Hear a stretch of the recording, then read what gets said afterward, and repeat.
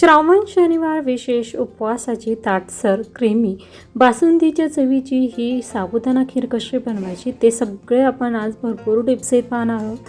साधी सोपी रेसिपी असली तरी करण्याची थोडीशी वेगळी पद्धत या ठिकाणी शेअर केलेली आहे, त्यामुळे व्हिडिओ स्किप न करता अगदी शेवटपर्यंत नक्कीच पहा। आणि सगळ्यांना श्रावण शनिवारच्या 15 ऑगस्ट स्वातंत्र्य दिनाच्या कविताज किचनतर्फे खूप खूप शुभेच्छा। आणि अगदी क्रीमी अशी दाटसर खीर आज आपण उपवासासाठी तयार केली। सो हाय, मी कविता, कविताज किचनमध्ये सगळ्यांचं खूप खूप स्वागत। आणि अशाच भरपूर टिप्स आहेत, अचूक साहित्य प्रमाण असलेल्या परफेक्ट रेसिपी शिकण्यासाठी पटकन चॅनलला सबस्क्राईब करा। आज आपण श्रावण शनिवारच्या उपवासासाठी अगदी दाटसर क्रीमी उपवासाची साबुदाणा खीर कशी तयार करायची ते पाहूया। त्यासाठी कढईमध्ये या ठिकाणी टाकायचा 1 चमचा साजूक तूप। तूप छान गरम झालं की यामध्ये आपण बदामचे काप टाकणार आहोत। साधारणतः 7 ते 8 बदामचे काप घेतले होते। छान मंद आचेवर आपल्याला हे क्रंची होईपर्यंत तळून घ्यायचे। क्रंची बदामचे काप केले की अगदी साबुदाणा खीर खात असताना ते तोंडामध्ये येतात, दाताखाली येतात आणि त्यामुळे खीर आणखीनच चवीला छान अशी लागते। अगदी स्टीलची कढई आहे, तळाशी करपू शकतं, यासाठी आपण गॅसचा फ्लेम हा पूर्णपणे कमीच ठेवलेला आहे। त्यानंतर या ठिकाणी बदाम छान असे तळून झाल्यानंतर यामध्ये टाकूया साबुदाणा। आता साबुदाणा हलकासा आपल्याला साजूक तुपामध्ये छान असा परतवून घ्यायचा आहे।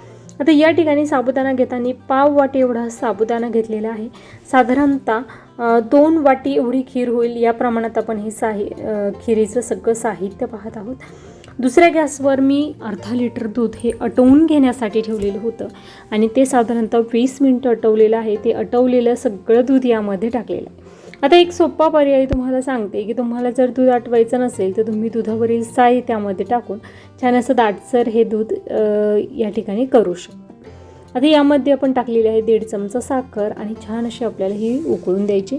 गोडाचा पदार्थ असला तरी चवीनुसार अगदी चिमूटभर मीठ टाकायचं।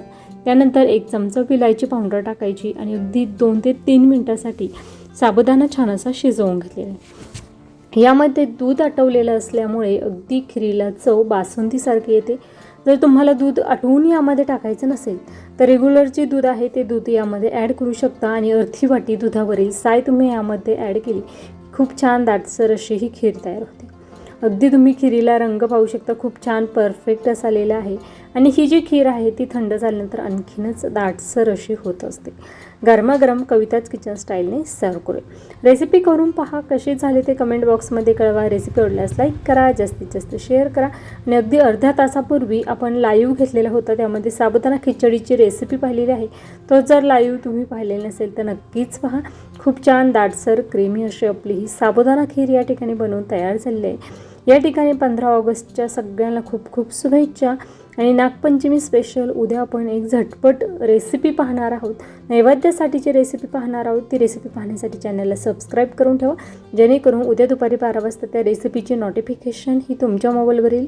खूप छान अशी आपली ही क्रीमी बासुंदीसारखी या ठिकाणी साबुदाणा खीर बनवून तयार झाले आहे। श्रावणी उपवासासाठी आणखीन कोणकोणत्या रेसिपीज तुम्हाला माझ्या चॅनलवर पाहायला आवडेल हे कमेंट करून नक्कीच सांगा। आणि हे पहा, खूप छान अशी खीर दिसत आहे, चवीला देखील तेवढीच छान अशी झालेली आहे।